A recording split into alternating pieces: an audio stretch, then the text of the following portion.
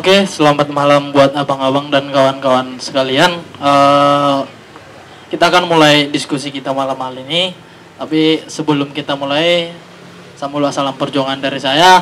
Merdeka! Kurang semangat kawan-kawan. Sekali lagi, merdeka! Oke, pertama selamat malam buat kawan-kawan. Terima kasih untuk buat kawan-kawan yang sudah meluangkan waktunya ke tempat ini. Dalam agenda diskusi kita yang topiknya demokrasi hari ini, sebenarnya topik yang menarik ya. Sebenarnya melihat topik ini dari Bang John sendiri udah beberapa kali membuat topik ini, diskusi di tempat ini. Cuma kenapa terus dibuat gitu? Perlu kita bahas malam ini. Apa sih yang membedakan cermin demokrasi kita sebelumnya sama hari ini? Saking pentingnya kita bahas malam ini. Tapi untuk menjawab hal itu, aku rasa karena di sini sudah ada narasumber kita yang lebih tepat untuk menjelaskan demokrasi hari ini. Jadi untuk selanjutnya saya serahkan kepada Bang Sutrisno.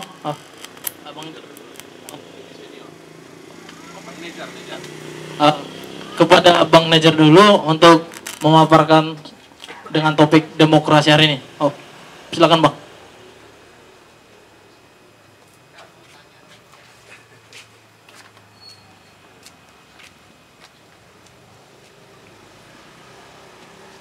Baiklah, Assalamualaikum warahmatullahi wabarakatuh.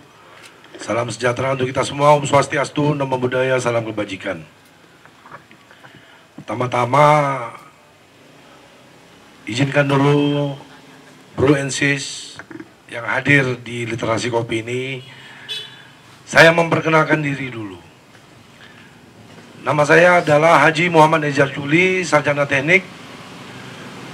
Saya hari ini dipercayakan sebagai Ketua Partai Solidaritas Indonesia Sumatera Utara, sebagai Ketua Wilayah Sumut, dan saya tinggal di Jalan Pertama nomor 10, tepatnya di Kelurahan Pasar Merah Barat, di Kecamatan Medan Kota juga. Ini masih Medan Kota juga kan? Jadi satu kecamatan lama saya. Saya dikaruniai masih satu orang istri. Masih satu orang istri, Bang. Dan 3 orang putra. Yang paling pertama SMA, yang paling nomor 2 SMP, dan yang paling kecil SD kelas 6. Hari-hari selain partai politik, saya juga sebagai pengusaha. Sama juga seperti literasi kopi ini, pengusaha kafe juga, pengusaha kopi di Jalan Armada nomor 14. Bukan numpang promos juga, numpang promos. Namanya The 14 Kopi. The 14 Kopi ini di Jalan Armada nomor 14. Ya, hari ini ya, kita berbicara mengenai demokrasi di negeri ini ya. Yang namanya demokrasi itu selalu atas keputusan musyawarah mufakat untuk mencapai satu tujuannya. Dan memang hari ini kita cenderung demokrasi kita berkembang sesuai dengan apa yang dirasakan di negara-negara maju yang memang sudah sebagai pendahulu lah, sebagai bapak demokrasi di dunia ini. Dan hari ini saya ingin menyampaikan topik ini, bahwasanya demokrasi yang terjadi di Republik kita hari ini adalah demokrasi yang memang sudah memiliki standar, menurut pandangan saya ya, sebagai Ketua PSI, sudah memiliki standar sebagai selayaknya demokrasi yang berada di negara maju. Ini harus kita pertahankan, karena saya mengambil contoh dalam setiap sebuah keputusan-keputusan di Republik ini, semua itu berdasarkan undang-undang. Dan memang hari ini harus kita akui, anak-anak muda ini yang seperti kita, seperti saya, seperti Bang Sutrisno,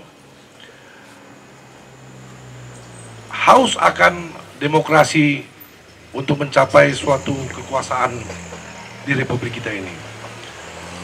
Kita nggak mau demokrasi hari ini hanya kita sampaikan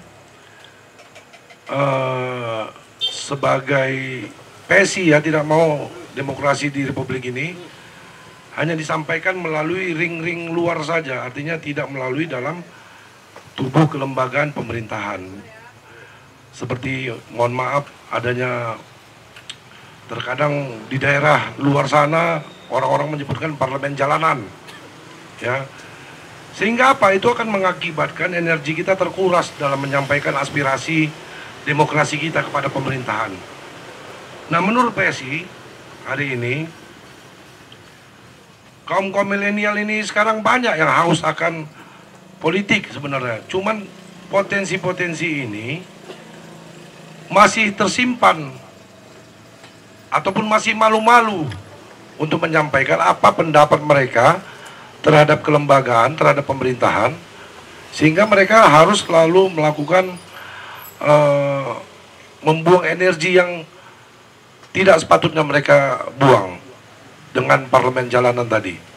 Nah, PSI membuka pintu ruang seluas-luasnya kepada milenial agar bagaimana dalam mengkritisi pemerintah nanti, dalam menyelenggarakan pemerintahan nanti, kita masuk dari dalam ruhnya pemerintahan.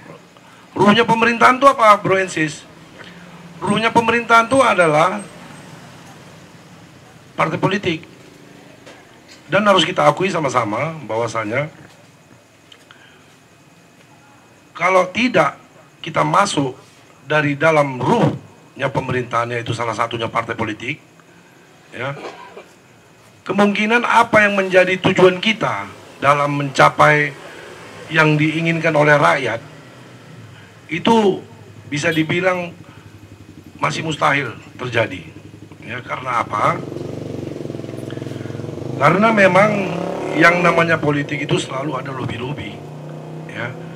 Sehingga memang dalam mencapai lobby-lobby itu yang dibutuhkan adalah kekuasaan, ya. Kebetulan sahabat saya ini dari partai penguasa, jadi beliau sudah sangat bertemanlah dengan kekuasaan. Nah, disinilah PSI hadir di tengah-tengah masyarakat dengan cita-citanya, yaitu bagaimana kelak nanti ketika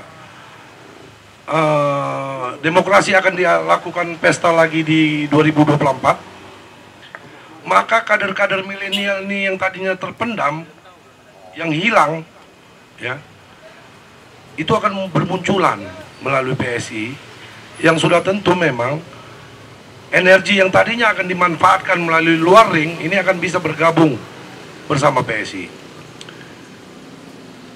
Dan mengenai kos politik dan transaksional, yang harus kita hindari adalah transaksional. Kalau kos politik, kita nggak bisa memungkiri bahwasanya untuk mencapai tujuan dalam politik itu harus memiliki kos, pinoman untuk makan minum kita aja lah, kan seperti itu.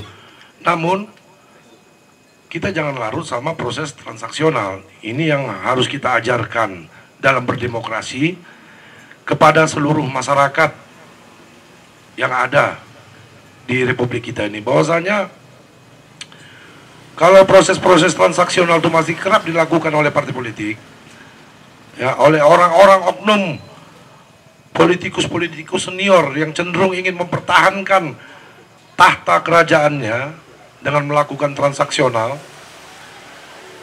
ini sudah tentu PSI tidak akan mendapat hati dan tempat di tengah-tengah masyarakat. Karena apa? PSI ini adalah partai yang baru yang masih membutuhkan suplai energi yang besar untuk melakukan politik transaksional, sehingga kita akan kalah dengan para pendahulu-pendahulu pemain-pemain politik yang ada di daerah masing-masing. Tetapi dengan semangat milenial, ya, dengan semangat milenial tuh bagaimana kita melakukan kampanye itu tidak perlu pertemuan-pertemuan, cukup dengan grup WA, Twitter, internet dan lain sebagainya. Kita bisa melakukan kampanye kepada seluruh calon konstituen kita. Dan ini sangat memudahkan, ya, sangat memudahkan. Di PSI hari ini DPR kabupaten kota yang terbentuk di seluruh Indonesia memang masih 72 orang.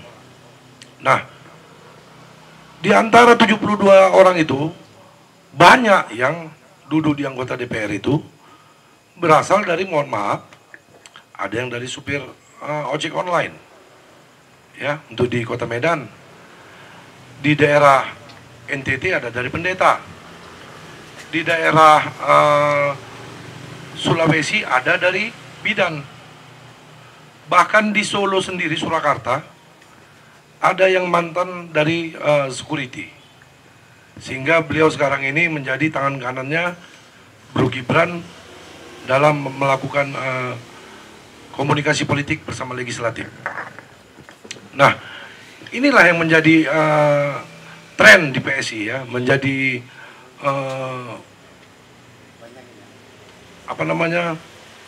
trademark, bahwasannya milenial itu kalau mau berpolitik kita salurkan melalui PSI. Ya, jangan khawatir bahwasanya nanti PSI akan minta mahar dan lain sebagainya. Itu nggak ada di PSI ini. Kenapa?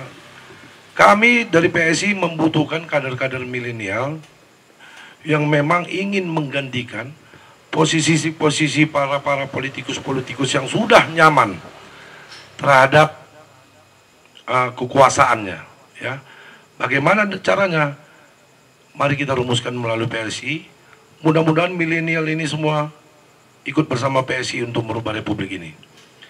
Ya, terus terang, bukan berarti kita nggak perlu sama yang senior-senior.